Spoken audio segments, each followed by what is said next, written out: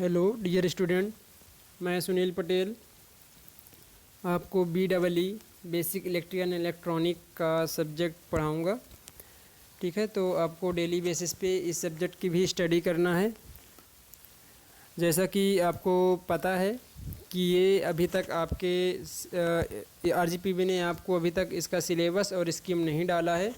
ठीक है, जैसा कि ये आपको एक सब्जेक्ट होता है जो BEE एक सब्जेक्ट होता है जो थर्ड सेम में आपको पढ़ना होता है। ठीक है, तो हम आज BEE के बारे में स्टडी करेंगे।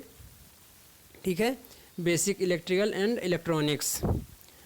तो जैसा ही अगर नया सिलेबस RGPB अपलोड करती है वैसे हम उसके अकॉर्डिंग स्टडी करना स्टार्ट कर देंगे। अभी हम जब तक नई स्कीम और सिलेबस नहीं आता है तो ओल्ड सिलेबस के अकॉर्डिंग ही इसकी स्टडी करेंगे। ठीक है, तो मैंने जैसा कि आप लोगों को इसका सिलेबस ओल्ड सिलेबस प्रोवाइड कर दिया था और आप सभी लोग, मैं ऐसा आशा करता हूं कि आप सभी लोग गूगल क्लासरूम में जाकर मेरे द्वारा अपलोड किया गया सिलेबस को देखे होंगे और इसकी स्टडी किए होंगे कि क्या क्या चीज़ें हैं, टॉपिक देखे होंगे। ठीक है, तो हम इन्हीं ओल्ड सिलेबस के अकॉर्डिंग ही इसके बारे में स्टडी करेंगे और क्या क्या टॉपिक्स हैं उनके बारे में देखेंगे। तो सबसे पहले इलेक्ट्रिकल इंजीनियरिंग में पढ़ने से पहले हमको सेफ्टी प्रिकॉशन का बहुत अधिक ध्यान रखना होता है। और जैसे कि आप मैकेनिकल इंजीनियरिंग स्टूडेंट हैं तो वो आपको सेफ्टी प्रिकॉशन के बारे में पता होगा कि किस तरह से सेफ्टी प्रिकॉशन का क्या रोल होता है, किस प्रकार से सेफ्टी प्रिकॉशन इम्पोर्टेंट होता है। सेफ्टी प्रिकॉशन में क्या होता है कि हमें जो हमारे इक्विपमेंट हैं उनकी सुरक्षा के साथ साथ में मानव जीवन की सुरक्षा भी बहुत इम्पोर्टेंट होती है। ठीक है, तो हमें अपने इक्विपमेंट और अपने आसपास अपने साथ में काम करने वालों की भी सेफ्टी करना होता है। ठीक है, तो सेफ्टी प्रिकॉशन में मैंने आप लोगों को PDF प्रोवाइड कर दिया है। ठीक है, और मैं आशा करता हूं कि उस PDF में एक एक लाइन आप उसको केयरफुली पढ़ेंगे और उसे हमेशा ध्यान में रखेंगे। ठीक है, उसको अपने काम करते समय अपने जीवन में उसको उतारना है उस सेफ्टी प्रिकॉशन को, ताकि किसी भी प्रकार की कोई भी घटना घटित ना हो।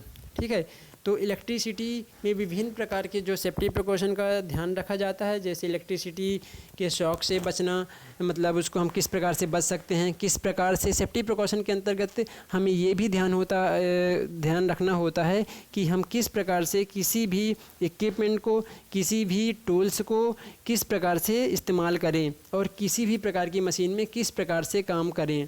ठीक है, तो सेफ्टी प्रिकॉशन में आपको विभिन्न प्रकार के चीज़ें मिल जाएंगी। ठीक है, तो उसमें आप उसको केयरफुली स्टडी कर लेंगे। ठीक है, तो मैं इसका जो आपको PDF है वो प्रोवाइड कर दूंगा। तो देखिए, जैसे कि स्क्रीन में आपके दिखाई दे रहा होगा, स्क्रीन में आपको दिखाई दे रहा है नेचर ऑफ इलेक्ट्रिसिटी। ठीक है, तो विद्युत की प्रकृति। तो हम आज की क्लास में नेचर ऑफ इलेक्ट्रिसिटी देखेंगे।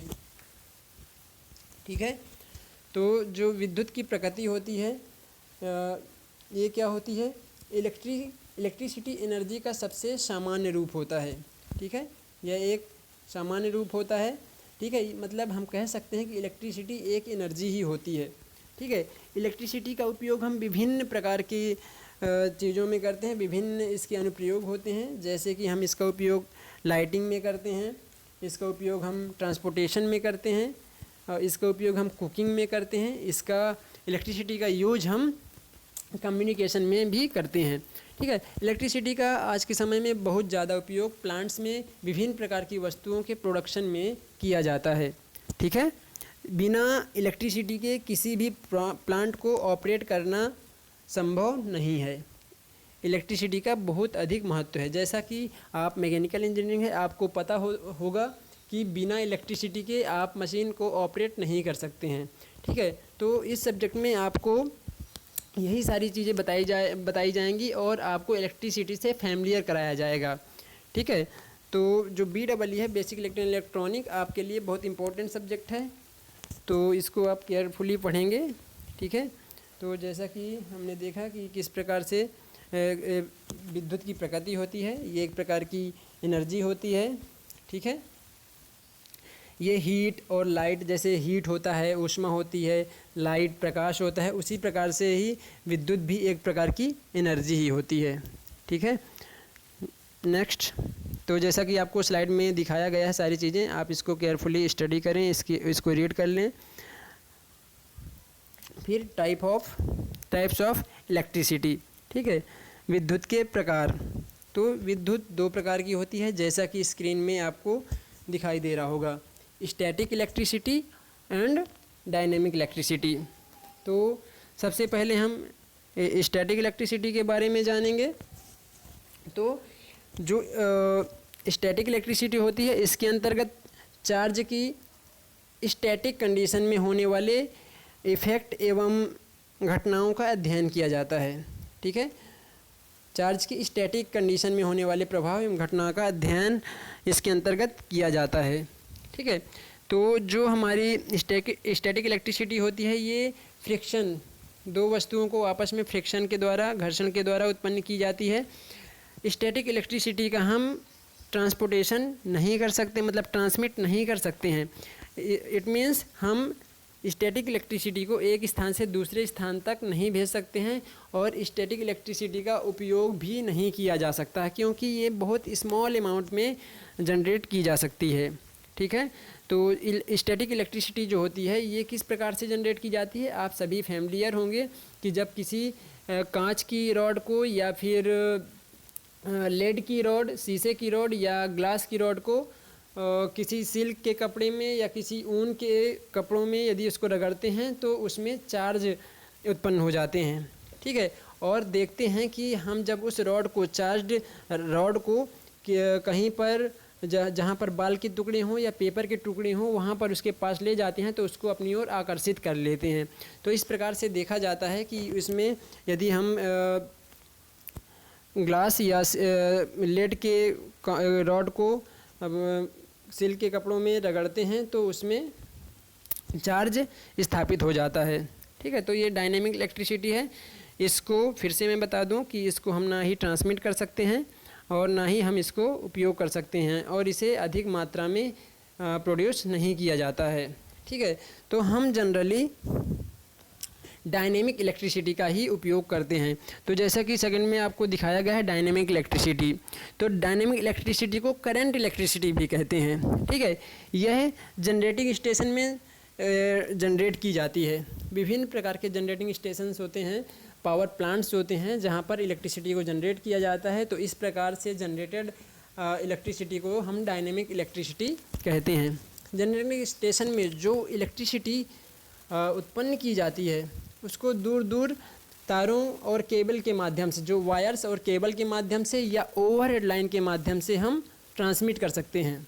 ठीक है, तो डायनेमिक इलेक्ट्रिसिटी को हम विभिन्न माध्यमों से दूर दूर तक ट्रांसमिट कर सकते हैं और दूर दूर तक उसको पहुंचा सकते हैं। ठीक है, तो डायनेमिक इलेक्ट्रिसिटी विभिन्न प्रकार के प्लांट्स के द्वारा जनरेट की जाती है।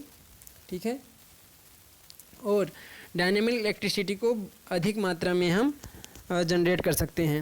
फिर डायनेमिक इलेक्ट्रिसिटी में आपको स्क्रीन में दिखाया गया है कि ये विभिन्न इफ़ेक्ट पे वर्क करता है, अलग अलग इफ़ेक्ट पे ये इलेक्ट्रिसिटी को जनरेट करता है। जैसे दिखाई दे रहा होगा, फर्स्ट ए में दिखाई दे रहा होगा मैग्नेटिक इफ़ेक्ट। ठीक है, सेकेंड में chemical effect, third heating effect और फोर्थ है लाइटिंग इफ़ेक्ट। तो डायनेमिक इलेक्ट्रिसिटी प्रोड्यूस करने की ये विभिन्न मेथड्स हैं। ठीक है, इस विभिन्न मेथड के द्वारा हम डायनेमिक इलेक्ट्रिसिटी को जनरेट करते हैं। तो सबसे पहले हम देखेंगे मैग्नेटिक इफ़ेक्ट। ठीक है, चुंबकीय प्रभाव। तो सभी प्रकार की एसी और डीसी जनरेटरों में डायनेमिक इलेक्ट्रिसिटी उत्पन्न करने के लिए इलेक्ट्रिक करंट का मैग्नेटिक प्रभाव प्रयोग किया जाता है। ठीक है, सभी प्रकार की एसी और डीसी को जनरेट करने के लिए हम डायनेमिक इलेक्ट्रिसिटी उत्पन्न करने के लिए इलेक्ट्रिक करंट का मैग्नेटिक प्रभाव का उपयोग करते हैं। ठीक है, विभिन्न प्रकार के जनरेटर्स में इस प्रकार के इफ़ेक्ट का इस्तेमाल किया जाता है। ठीक है, फिर सेकंड में है केमिकल इफ़ेक्ट। तो केमिकल इफ़ेक्ट क्या होता है, जो सेल और बैटरी द्वारा भी करंट इलेक्ट्रिसिटी उत्पन्न की जाती है। ठीक है, सेल और बैटरी द्वारा जो उत्पन्न इलेक्ट्रिसिटी होती है वो केमिकल इफ़ेक्ट के द्वारा ही उत्पन्न की जाती है। ठीक है, लेकिन इसको हम अधिक मात्रा में उपयोग नहीं कर सकते हैं। ठीक है। जैसा आप सभी जानते हैं कि जो केमिकल इफ़ेक्ट पे प्रोड्यूस की जाने वाली जो इलेक्ट्रिसिटी होती है वो एक स्मॉल अमाउंट में ही होती है, ठीक है। तो केमिकल इफ़ेक्ट सेल और बैटरी द्वारा उत्पन्न किए जाते हैं, ठीक है, केमिकल इफ़ेक्ट पे। फिर इसके बाद में हम देखेंगे थर्ड, हीटिंग इफ़ेक्ट, ठीक है। तो हीटिंग इफ़ेक्ट का उपयोग करके जहाँ पर इलेक्ट्रिसिटी प्रोड्यूस की जाती है उस इलेक्ट्रिसिटी को हम हीटिंग इफ़ेक्ट इलेक्ट्रिसिटी बोलेंगे, या हीटिंग इफ़ेक्ट पे प्रोड्यूस होने वाली इलेक्ट्रिसिटी बोलेंगे, ठीक है। तो इस प्रकार की इलेक्ट्रिसिटी थर्मोकपल के जॉइंट्स को गर्म करके उत्पन्न की जाती है।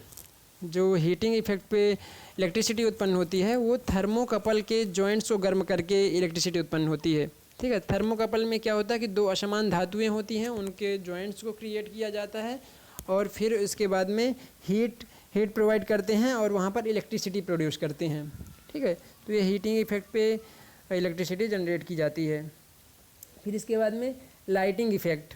तो लाइटिंग इफ़ेक्ट पे कौन कौन सी, जैसे सोलर एनर्जी, सोलर सेल द्वारा और फोटो सेल के द्वारा प्रकाश की किरणों का प्रयोग करके इलेक्ट्रिसिटी उत्पन्न की जाती है, ठीक है। तो जहाँ पर प्रकाश की किरणों को, सोलर रेज को उपयोग करके इलेक्ट्रिसिटी जनरेट की जाती है, इस प्रकार की जो एनर्जी होती है, इस प्रकार की जो इलेक्ट्रिसिटी होती है वो लाइटिंग इफ़ेक्ट पे वर्क करती है, ठीक है। लाइटिंग इफ़ेक्ट पे उत्पन्न की जाती है, ठीक है। तो इस प्रकार से आपके इलेक्ट्रिसिटी का टॉपिक था nature of electricity and types of electricity, ठीक है। इसी प्रकार से हम अगली क्लास में इसे आगे कंटिन्यू रखेंगे और जितने भी आपको वीडियो लेक्चर या जितने भी आपको PDF मटेरियल प्रोवाइड कराया जाएगा उसको आप केयरफुली स्टडी करेंगे, ऐसी मैं आशा करता हूँ, ठीक है। यदि आपको कोई क्वेरी होती है तो आप मुझसे क्वेरी कर सकते हैं। आप मेरे पर्सनल व्हाट्सएप में क्वेश्चन भेज सकते हैं या डायरेक्ट आप गूगल क्लासरूम में आप कोई क्वेश्चन पूछ सकते हैं, ठीक है। Thank you.